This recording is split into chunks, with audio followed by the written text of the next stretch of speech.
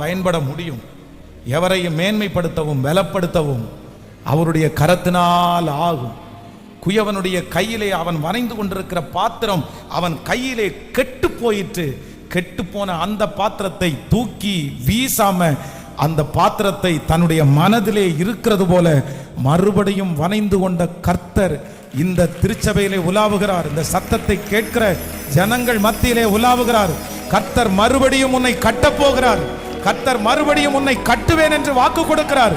விழுந்து போன தாவீதின் கூடாரத்தை நான் திரும்ப எடுப்பித்து கட்டி அதனுடைய திறப்புகளை அடைத்து பாழாய் போனதை சீர்படுத்தி முன்னாடி இருந்ததை விட மகிமையாய் வைக்கிறதற்கு நல்ல கைகளை மேல தட்டி முழு பலத்தோடு மறுபடியும் கட்டுகிற கர்த்தர், மறுபடியும் கட்டுகிற கர்த்தர், திரும்பவும் கட்டுகிற கர்த்தர்.